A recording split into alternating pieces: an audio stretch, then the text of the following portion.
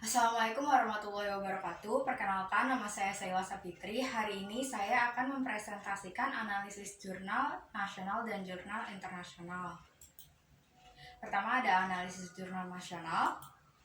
Nah, biodata dari artikelnya itu judulnya adalah Guided Discovery Blended Learning (GDBL) for Critical Thinking Skill Empowerment, a Learning Strategy in Human Excretory System. Jurnalnya adalah Biosphere, Jurnal Pendidikan Biologi. Kemudian volumenya itu volume 13 nomor 2, halaman 266 hingga 279. Tahun terbitnya adalah tahun 2020, dengan penulis itu Suparini, Rusti, dan Riza Hendy Ristanto. Kemudian ada tujuannya. Tujuannya itu mahasiswa dapat menganalisis jurnal penelitian di bidang pendidikan biologi berstandar nasional. Selain itu mampu mempelajari serta mengaplikasikan penyusunan artikel yang benar sehingga dapat menyusun skripsi dengan baik. Lalu ada fakta-fakta pentingnya itu, ada pertama pendahuluan, lalu ada metode, lalu ada hasil dan pembahasan, dan terakhir ada kesimpulan. Pertama, pendahuluan. Nah, keterampilan abad 21 salah satunya yang paling kritikal adalah keterampilan berpikir kritis. Nah, keterampilan berpikir kritis ini dari penelitian-penelitian sebelumnya diketahui bahwa belum optimal. Nah, oleh karena sebab itu dibutuhkan sebuah model pembelajaran yang dapat meningkatkan berpikir kritis dari peserta didik. Nah, kenapa digunakan sistem ekspresi? Dikarenakan pembelajaran sistem ekspresi ini dikenal sangat kompleks, namun dia ini sangat berkaitan erat dengan fenomena yang terjadi di kehidupan sehari-hari. Nah, keterampilan berpikir kritis sendiri indikatornya itu pertama ada memberikan penjelasan sederhana, lalu membangun keterampilan dasar, lalu yang ketiga ada menarik kesimpulan, lalu ada memaparkan penjelasan lebih lanjut, dan yang kelima ada menyusun strategi dan teknik.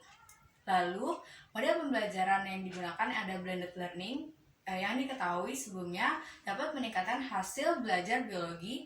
Lalu ada pembelajaran menggunakan discovery learning yang diketahui dapat meningkatkan keterampilan berpikir kritis. Lalu, karena konsep sistem ekspresi ini terkenal kompleks dan abstrak, maka diperlukan bimbingan dan pengarahan dari guru. Oleh karena sebab itu digunakan guided discovery. Nah, tujuan dari penelitian ini sendiri adalah mengkombinasikan model blended learning dan guided discovery dengan harapan dapat meningkatkan keterampilan berpikir kritis pada peserta didik di tingkat sekolah menengah atas. Lalu ada metode. Desain dari penelitian ini adalah eksperimen pretest, post-test, dan control group design. Dan variabel bebasnya adalah perlakuan guided discovery blended learning atau GDBL. Lalu variabel terikatnya itu ada keterampilan berpikir kritis dari peserta didik. Dengan populasi itu ada seluruh peserta didik kelas 11 MIPA SMA Negeri Jakarta Timur berjumlah 144 peserta didik dengan sampel 2 kelas MIPA dengan 36 peserta didik di kelas eksperimen menggunakan GDBL dan 35 peserta didik di kelas kontrol menggunakan discovery learning. Lalu untuk instrumennya itu ada tes menggunakan soal esai yang terintegrasi. Sebelumnya soal ini telah divalidasi sebelumnya oleh ahli di bidang fisiologi hewan Universitas Negeri Jakarta dengan diketahui bahwa 10 dari 15 soal tersebut telah valid dan layak untuk digunakan. Lalu ada pembelajaran ini dilaksanakan itu pada bulan Februari sampai Maret 2020 dengan terdiri dari 4 pertemuan. Yang pertama itu ada diskusi kelompok menyiapkan materi dengan permasalahan yang diberikan oleh guru. Kemudian ada pertemuan kedua itu pembelajaran konsep, fungsi dan struktur serta kelainan pada organ ginjal. Lalu yang ketiga itu ada pembelajaran konsep ekskresi organ seperti hati, paru, kulit, serta pembelajaran mekanisme homeostatis dan pembelajaran mekanisme osmoregulasi. Lalu yang keempat ada pembelajaran konsep kelainan dan teknologi dalam sistem ekspresi. Nah, untuk kelas eksperimen dengan GDBL ini, sumber yang digunakan adalah media online, buku pembelajaran, serta penjelasan dari guru. Lalu, analisis data yang digunakan ada tes deskriptif, tes analisis prerequisite, dan tes hipotesis. Dan pengujian datanya itu menggunakan uji normalitas menggunakan Kolmogorov-Smirnov dengan hasil H0 atau data terdistribusi secara normal. Lalu ada uji homogenitas menggunakan Levin test, di mana rata-rata hasil pretest dan posttest kelas JDBL dan kelas kontrol itu homogen.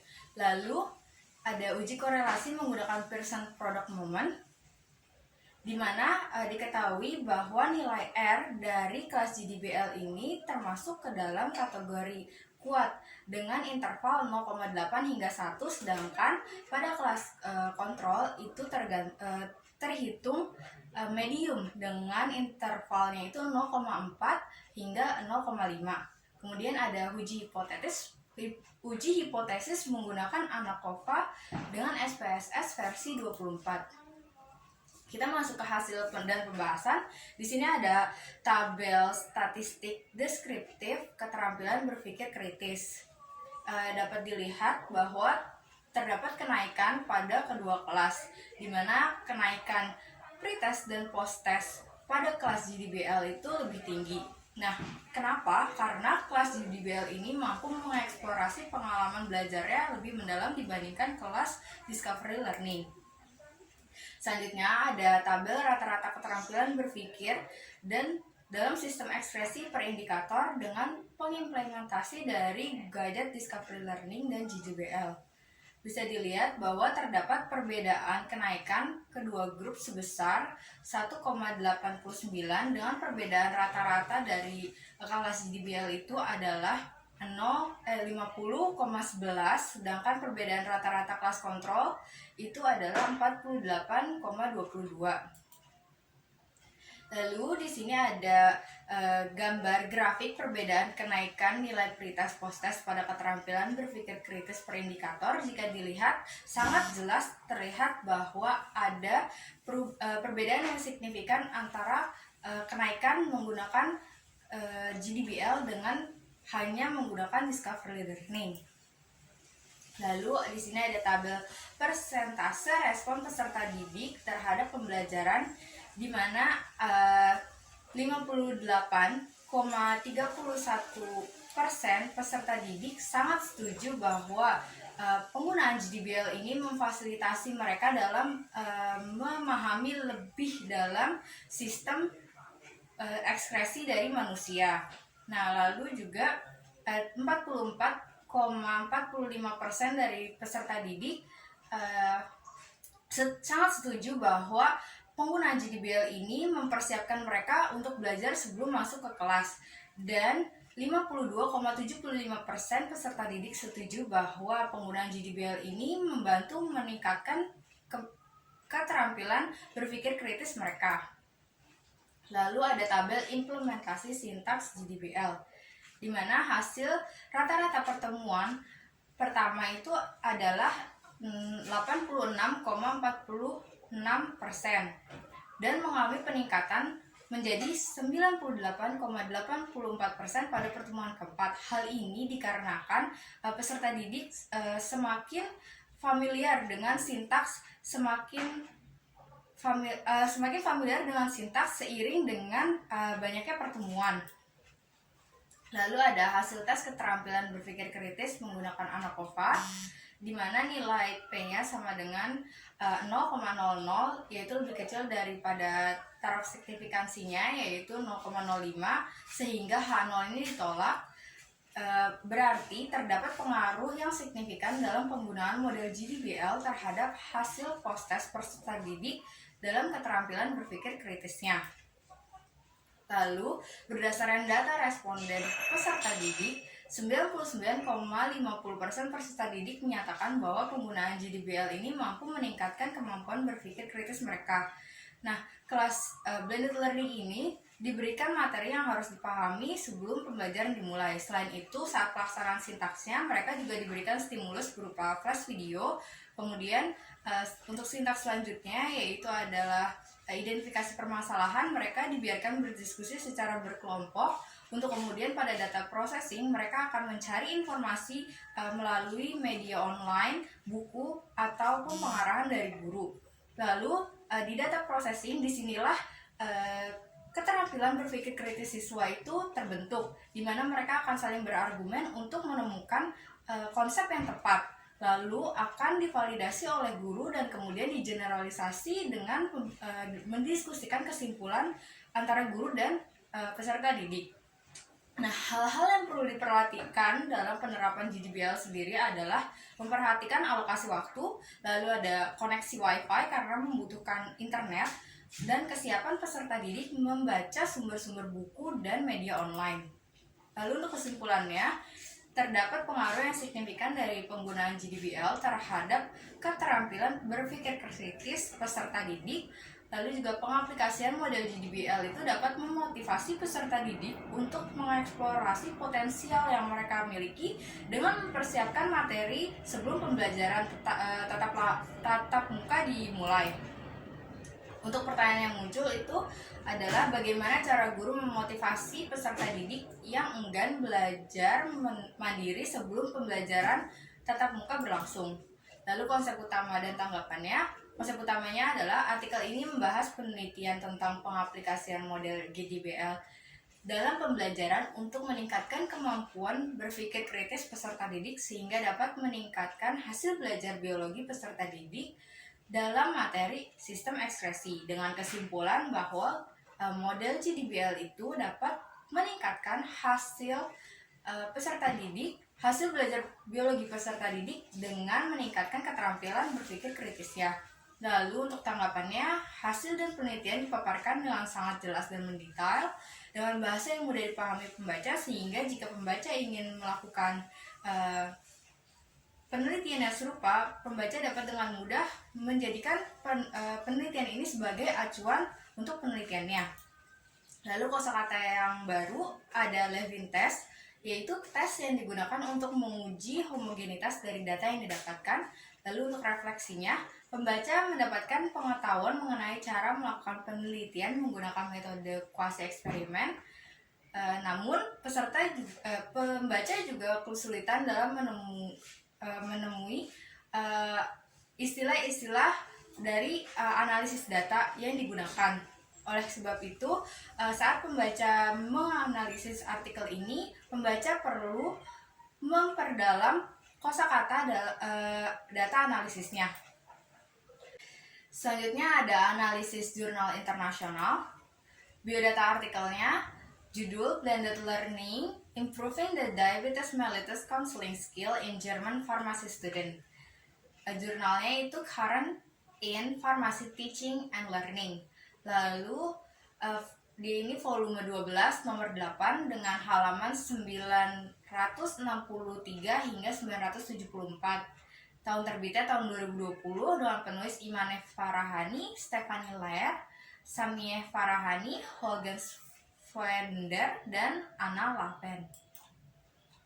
Tujuannya, mahasiswa dapat menganalisis jurnal penelitian di bidang pendidikan biologi berstandar internasional, lalu mampu mempelajari serta mengaplikasikan penyusunan artikel yang benar sehingga dapat menyusun proposal skripsi yang baik. Fakta-fakta pentingnya itu pertama ada pendahuluan, lalu ada metode, ada hasil, dan pembahasan dan kesimpulan. Yang pertama ada pendahuluan. Seorang apoteker memiliki tanggung jawab dalam membimbing manajemen dari pengobatan dan konsultasi obat dari pasien. Lalu terdapat juga pengaruh positif dari adanya campur tangan apoteker dalam pengobatan jangka panjang, salah satunya itu pada pengobatan diabetes. Lalu ada penggunaan OSCE atau Objective Structure Clinical Examination yang sudah marak digunakan dalam pendidikan medis. Nah, penggunaan OSCE ini sebelumnya telah diketahui dapat memotivasi peserta didik agar dapat mengaplikasikan pengetahuan ke dalam prakteknya. Nah, selain itu, penggunaan OSCE juga dapat diintegrasikan dengan model blended learning dan diketahui dapat meningkatkan keterampilan komunikasi dari peserta didik. Lalu, penelitian ini menggunakan Farm Adder Trial yang terdiri dari pembelajaran e-learning, formatif OSCE, dan sumeratif OSCE. Dengan fokus topik adalah diabetes mellitus tipe 2. Tujuan dari penelitian ini adalah mengetahui adanya pengaruh penggunaan model blended learning yang terdiri dari e-learning dan OSCE dalam meningkatkan keterampilan peserta didik dalam membimbing konsultasi yang berfokus pada ketaatan konsumsi obat bagi penderita diabetes mellitus tipe 2. Kemudian ada metodenya. Penelitian ini dilaksanakan pada bulan April sampai Juni 2018 dengan desain penelitian pre-post test. Data penelitiannya ini bersifat pseudo-anonimus kecuali pada survei kepuasannya yang bersifat anonimus. Lalu data kemudian akan diolah dengan sifat anonimus. Kemudian sampel penelitiannya ini ada 65 peserta didik semester 8 dan semester akhir pada pendidikan farmasi. Dengan instrumen penilaiannya untuk yang e-learning itu ada 15 soal pilihan ganda, dan yang untuk OSCE ini ada 16 soal kasus diabetes mellitus tipe 2 yang harus diselesaikan dalam waktu kurang dari 10 menit per kasusnya. Kemudian ada untuk penilaian kemampuan saat melakukan OSCE, ada kemampuan memberikan konsultasi, itu dinilai dengan Global Analytical Checklist. Kemudian ada kemampuan berkomunikasinya akan dinilai dengan menggunakan Global Rating Scale yang akan diisi oleh observer yang menilai. Kemudian ada program pelatihannya ini, pertama itu akan diberikan 15 soal untuk menguji pengetahuan dari peserta didik. Lalu pada tahap e-learning selama seminggu peserta didik diwajibkan untuk menuntaskan pengetahuannya dan kemudian akan kembali dites dengan 15 soal. Lalu pada pre-training sumeratif itu dilaksanakan 3 minggu setelah e-learning. Di sini akan diberikan 1 soal kasus yang harus diselesaikan oleh peserta didik. Setelah itu akan dilakukan formatif OSCE, yaitu pelatihan untuk peserta didik. Lalu 3 minggu setelahnya akan dilakukan post training sumeratif OSCE, yaitu dengan pemberian 16 soal kasus yang harus diselesaikan oleh peserta didik. Lalu peserta didik akan mengisi survei kepuasan mengikuti program formatif OSCE. Nah, metode statistik yang digunakan adalah descriptive analysis dengan pengujian menggunakan uji Wilcoxon dengan taraf signifikansi alfa sama dengan 0,05. Hasilnya adalah dari 65 peserta didik, 58 peserta didik mengikuti program dan hanya 53 peserta didik yang menyelesaikan program.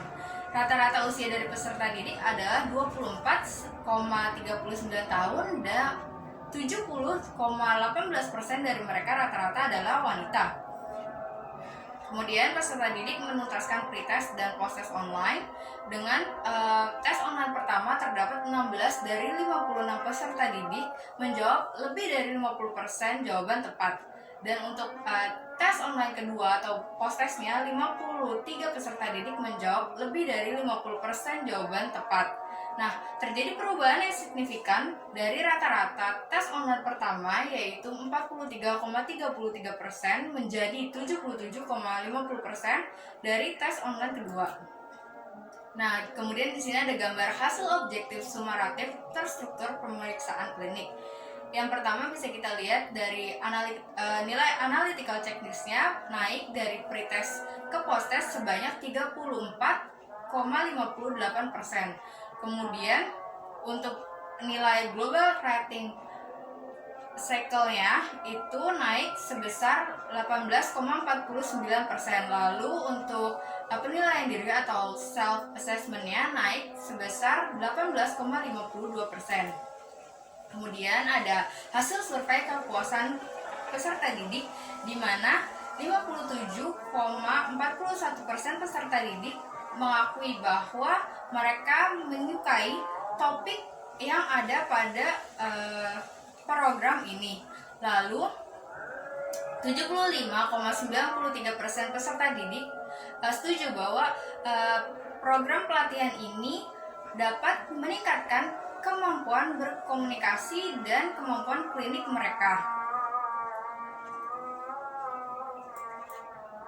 Lalu ada pembahasan penggunaan model blended learning ini efektif dalam meningkatkan keterampilan memberikan konsultasi. Dari penelitian terdapat dampak positif penggunaan dari blended learning. Yang pertama itu ada peningkatan pengetahuan mengenai diabetes mellitus, lalu ada peningkatan kemampuan memberikan konsultasi, lalu ada peningkatan skor penilaian diri dari peserta didik, lalu ada mayoritas dari peserta didik merasa puas dengan program pelatihan. Penggunaan e-learning ini terbukti efektif karena dapat meningkatkan pengetahuan farmasi, dia juga menghemat waktu dan dapat dimengerti dengan baik oleh peserta didik. Nah, kendala dari penelitian ini adalah keterbatasan sumber daya manusia yang mengakibatkan pasien pada saat program OSCE berlangsung digantikan oleh staf dan bukan pasien asli. Lalu disarankan penggunaan pasien sebagai standar dari OSCE yang diyakini dapat menghasilkan kemampuan penanganan yang lebih baik. Kesimpulannya, penggunaan blended learning dengan OSCE dapat meningkatkan kemampuan konsultasi dan keterampilan berkomunikasi peserta didik dalam ranah diabetes. Lalu, penelitian selanjutnya lebih baik diadakan menggunakan kelas kontrol supaya dapat terlihat dengan jelas adanya peningkatan yang diakibatkan apakah itu diakibatkan penggunaan blended learning atau hanya diakibatkan pengulangan dari pembelajaran. Lalu ada pertanyaan yang muncul, yaitu bagaimana peneliti dapat yakin bahwa hasil peningkatan keterampilan yang memberikan konsultasi dan keterampilan berkomunikasi itu terjadi akibat dari adanya penggunaan model blended learning. Nah, untuk konsep utama dan tanggapannya, konsep utamanya adalah artikel ini membahas tentang pengaplikasian blended learning dengan menggunakan OSCE dalam pembelajaran farmasi untuk meningkatkan keterampilan memberikan konsultasi dan keterampilan berkomunikasi pada pasien diabetes mellitus 2. Lalu, tanggapannya adalah penjelasan dalam penelitian ini dipaparkan dengan jelas dan rinci. Namun sebaiknya ketika melakukan penelitian yang berbentuk eksperimen harus ada kelas kontrol agar saat memberikan perlakuan agar dapat diketahui apakah hasil itu merupakan pengaruh dari adanya perlakuan atau bukan. Lalu ada kosakata dan refleksi. Kosakata barunya adalah OSCE atau Objective Structure Clinical Examination, yaitu alat evaluatif serbaguna yang dapat digunakan untuk menilai profesional keperawatan kesehatan dalam lingkungan klinis dengan menilai kompetensi berdasarkan pengujian objektif melalui pengamatan secara langsung. Lalu refleksinya, pembaca mendapatkan pengetahuan mengenai cara menggunakan penelitian, menggunakan metode kuasi eksperimen dengan menggunakan pretest post-test. Untuk kesulitannya yang ditemui adalah saat membaca penelitian ini tentang memahami program pelatihan yang digunakan, yaitu OSCE. Nah, pembaca melakukan studi lebih lanjut mengenai apa itu OSCE dan cara melakukan OSCE itu sendiri supaya dapat mengatasi permasalahan yang ditemukan. Terima kasih dari saya. Wassalamualaikum warahmatullahi wabarakatuh.